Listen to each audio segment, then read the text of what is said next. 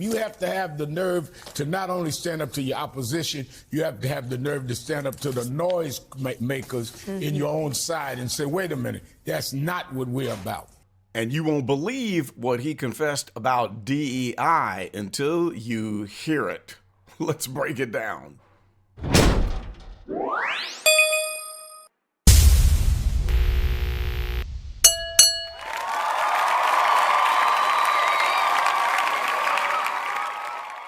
What's up, you guys? Carlton Flowers here with the Go Political channel. And today's topic, this is a hot one. We're going to be talking about DEI, all right? I don't usually ever agree with anything Al Sharpton says, but I agree with several things that he said in this interview he did on MSNBC. Now, I've got a little bit of history with Al Sharpton. We kind of go way back because he did a protest of a big major highway project that I was involved in, and he didn't quite tell the truth. But that's a story for another day, and you're going to have to ask me about that, and I will share it. At the time, my good cousin, Dion, was one of the aldermen in the city of St. Louis, and neither one of us appreciated what he did. Well, anyway, back to the topic. We're going to talk about three things here, all right? One is the main reason the Democratic Party is flailing and failing, okay? There's one big thing sticking out like a sore thumb that I think if they would fix this one thing, and it's obvious that they might be able to gain some power again and make some headway in elections and balance things out again, which probably needs to be done. And then we're going to talk about a shocking clarification that this guy made about who the Democratic Party supports or doesn't really support. And then the last but not least, this unbelievable admission that he made that DEI does not work. And I'm going to tell you this right off the bat. DEI is not diversity. I'm a diversity expert. So I did diversity training for the last 30 years for state agencies, for the school district here in Jeff City. I've spoken at conferences. Working with MoDOT, the state agency. I've done a lot with diversity, and I consider myself the self-ascribed diversity expert. And when I went to speak at this wastewater conference, I didn't realize it, but diversity had morphed into or degenerated into DEI. And I was exposed to DEI the day I was speaking at a conference when DEI overtook diversity. And I could not believe what I was hearing. I was first I was confused. And then I thought, oh dear God, what do we do here? And then I decided, well, go ahead and do your thing. Speak on what you stand for. You don't have to, put a check mark of approval on this whole DEI thing. But that also is a topic for another video. You're not seeing me crying any tears about DEI going away because it needs to go away. And you really need to hear my story, my 30-year diversity story, my state agency experience, where I can talk about one state agency that had it right and another one that failed miserably, okay? I'm telling you what, it's really good. All right, well, let's get to this video footage. So first of all, Al Sharpton is going to talk about the elephant in the room, which is something that is plaguing the Democratic Party. So let's hit play here, and then we'll talk about it. I think that what the Democratic Party has to do and the leadership of the party is stand for something and not try to be all things to all people. Boom. Did you hear that? Wow. Stand for something, but not try to be all things to all people. You know, when you have a friend that has 50 different hobbies, or they try to be an expert at everything, jack of all trades, master of none, because they're not focusing on something, or someone who wants to be loved by everyone, and they do all of these crazy things to be accepted by everyone. They have to be loved by everyone, being all things to all people, and it gets you nothing but frustrated and upset. So he just told the truth here. The Democratic Party right now is just trying to be all things to all people, and that's one of the biggest reasons why they're flailing. Let's just listen to a little bit more here, and then I'm going to move on. And when I read the article, I think that's the debate. Either you're going to say that we are for diversity, and diversity meaning blacks and women and LGBTQ and disabled. Don't let them interpret what it is, that we stand for that. We stand for good policing, but we don't stand for defund the police. You have to have enough. Wow, did you hear that? Now, see, this was news to me. Al Sharpton does not stand for defunding the police. That's news to me. I mean, after 2020, and he's going to talk about that later on, he's going to make another shocking statement about the George Floyd protests. And this is a big problem. The Democratic Party has not made it clear that they are separating themselves from the defund the police crowd.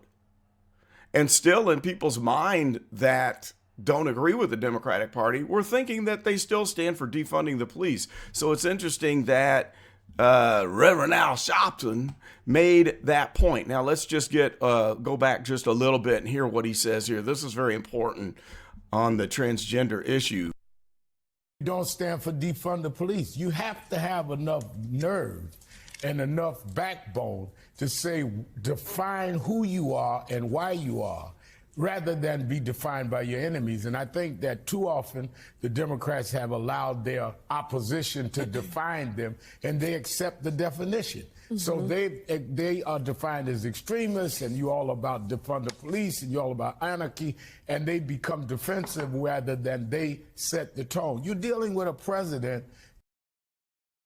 Whoops. Okay, so that was a significant point right there. Letting other people define what you are and setting the tone. You know, here he's made another statement that I'll bet you that the majority of people who don't support Democrats still think that they are supportive of. He just said they don't support anarchy, you know, but a lot of people that view the Democratic Party after the whole 2020 tumultuous year is that they support anarchy, burning things down, defunding the police, you know, all these radical ideals. So that's two big things. Being all things to all people. You can't do that. It'll never work. You can't represent every fringe group on the planet and then expect to come to an election and not be picked apart and lose miserably. So that was a major point. I think that the Democratic Party, if they press pause and then rewind and study when the party was successful in the past, if they look at the Bill Clinton years, they're going to find out that the party is very different now. They've taken a hard left turn off of that pathway of that centrist Democratic Party. Bill Clinton, I mean, compared to the Democratic Party today, not the same thing. And it is interesting that you've heard Bill Clinton make statements that really smack right in the face of what the beliefs and what people seem to be standing for, as the Democratic Party is a lot more on the radical end. All right, so let's move on. Let's see, I think at the 4-minute mark, there's something else that he says here that addresses the transgender issue. You remember during the campaign where Trump made an ad that kind of rode upon the whole transgender thing. And Al says something about this, and I think this is really worth listening to here. So let me jump to that part. And I think the definition, when they came out with this blitz on transgender, exaggerating the point, there was no pushback saying, no, we're not saying that. We're saying people have rights. So I think that she, in many ways, says what is true. And that is that we cannot appear reckless in where we're fighting in terms of trying to make people be forced into situations that they do not want to be forced in if we don't believe in. Now, I believe in transgender rights, but I do not believe that should be the lead and defined by the opposition. Wow. Holy smokes. Okay, so that might upset some people, but I see what he's saying there. He's not against transgenders. He believes in transgender rights, but it shouldn't be the focus. It's not the lead. And because of the percentage, just from a percentage basis, let's say if you have 1% or 2% of the population that represents the transgender community, and then that becomes the lead issue for the Democratic Party, you're going to have a problem. And that's what he just said. So the value should be, we believe in people's rights no matter what, that background is. And then it got shifted into putting the transgender rights on the forefront, which alienated a lot of people. So Al is saying that the Democratic Party needs to think about this and find out how you're going to market your values that will get people to come to the center. And that's getting off the fringes. Now, next, let's move on further in the interview. And I'm going to give you the link to this so you can watch the whole thing. But this is wild here. So the Democratic National Committee, oh my gosh, they had this crazy set of rules for nominating. They're trying to nominate a person to be the chair of the Democratic National Committee, and they had all these ridiculous rules, and it was so confusing. I watched it, and I was like, wow, guys, this is kind of crazy. This is a little nutty, and it's going to cause you problems. But I'm going to start this, and then we're going to go to the last clip where Al Sharpton is going to unknowingly discredit DEI as a whole using the Democratic National Committee election process as the perfect example. But listen to these rules. Let me see if I can fast forward here to 5 minutes and 42 seconds where they kind of talk about the rules that they were using to nominate a person. Check this. Last Saturday, the departing DNC chairman, Jamie Harrison, labored to explain the party's dizzyingly complex gender parity provisions. Our rules specify that when we have a gender non-binary candidate or officer, the non-binary individual is counted as neither male nor female, and the remaining 6 officers must be gender balanced. Republicans gleefully circulated clips of the moment to portray Democrats as hopelessly obtuse. He said hopelessly obtuse. Here, let me back it up just a little bit so you can hear that. Democrats as hopelessly obtuse. That was dead on. Hopelessly obtuse. So in other words, they've gotten so far out to the fringes, you're trying to be all things to all people, all encompassing. And now we're going to find out what the effect that has on the party and its success.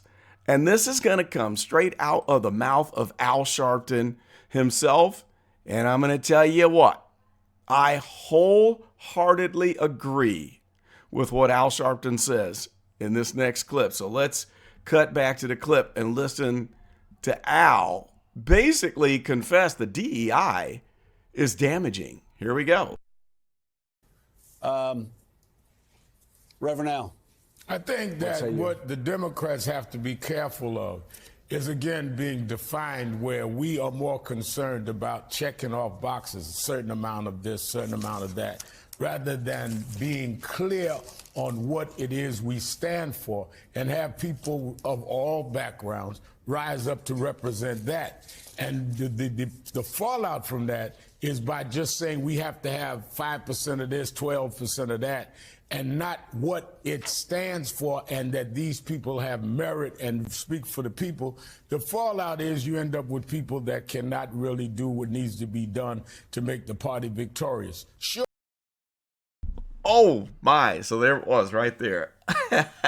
So he just basically said that this is why the party can't be victorious, because they're focused on the wrong thing, checking off boxes, and having all these crazy rules instead of getting the person that has the background of what they need that can get the job done. I don't think he really meant to underscore what is wrong with DEI. And again, DEI and diversity are two different things. DEI, equity is not equality, guys. DEI has, and for every person out there, there's a different definition of what DEI is. But DEI has a lot of Marxist philosophy in it. My brother-in-law is an expert in DEI.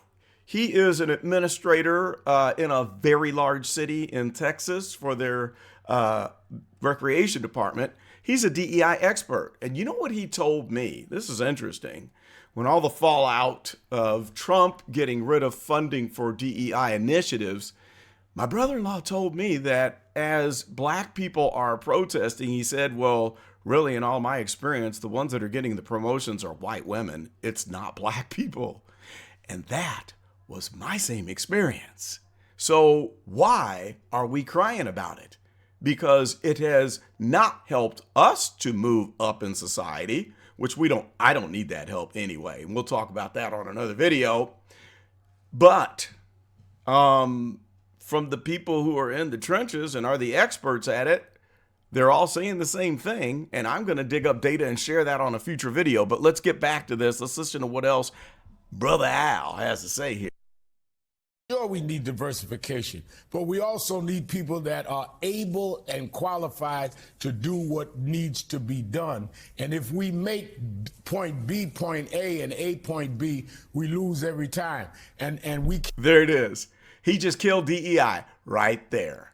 He just killed it. We got to go back. Let me just play that one more time. And if we make point B point A and A point B, sure, we need diversification, but we also need people that are able and qualified to do what needs to be done. Able and qualified to do what needs to be done. In other words, if they don't get an able and qualified person to lead the Democratic National Committee, they're going to continue to lose elections. So he's saying, you guys, put this DEI crap, this checkbox thing and all these ridiculous rules and whatever you heard, it confused me. He's saying, get rid of that. We need the best person for the job here so the Democrats can win. From the mouth of Al Sharpton himself. Now let's hear what the ending is really good too. All right, he's going to get back to the George Floyd deal. Here we go.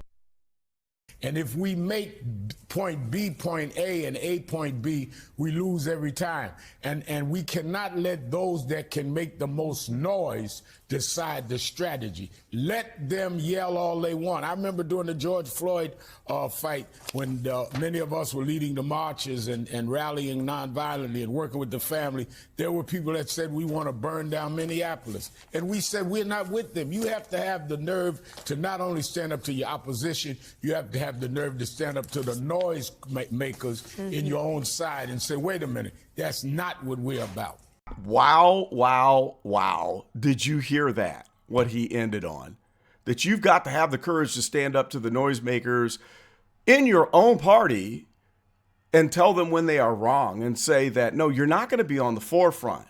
So the examples that he gave were people burning the city down. No, they can't be in the forefront. They don't stand for what the party is all about. Okay? And so he's saying that until you put those people in their place, or for those that are, still hanging on to the whole defund the police thing, till you put them in their place, the party's going nowhere. What do you think about that? Now, I'm kind of an independent type of person, and I have a set of values. A lot are conservative, some are liberal. And I can tell you that even though I disagree, like I told you, I usually disagree with everything that comes out of this man's mouth. But everything he said here in this interview, maybe 75% of it, was dead on. And if Democrats want to gain power again, listen to what he's saying. And maybe the next time around, if you listen and maybe stop kicking people out of the party that give you the greatest chances of winning, like Tulsi Gabbard, who I would have voted for She was in the Democratic primary, and what happened? The Democrats ran her straight out of the party. RFK was in the Democratic Party. What did they do? Ran him straight up out of the party. The evil Elon Musk, who publicly voted for Barack Obama for both terms, who publicly stated that he agreed with Barack Obama's climate initiatives, okay? Now all of a sudden, he's evil incarnate and trying to steal your social security numbers and take over the world. Well, if you look back, be introspective, think about all of these things, come off the fringe, and take some of the advice that Al Sharpton himself gave. Instead of being obtuse, bring the focus back to a point where you have clear values. Hey, maybe the future will change. Maybe the next election, they got a chance. Because if it keeps going this way, it's not going to happen. Tell you what, like and subscribe so you don't miss the next videos that I do talking about DEI and diversity, where I tell my shocking diversity story and all of the heinous racism that I went through growing up. All right? You won't believe it until you hear it. Okay? So pretty much that's about all I've got for this one. This is Carlton, and I am out.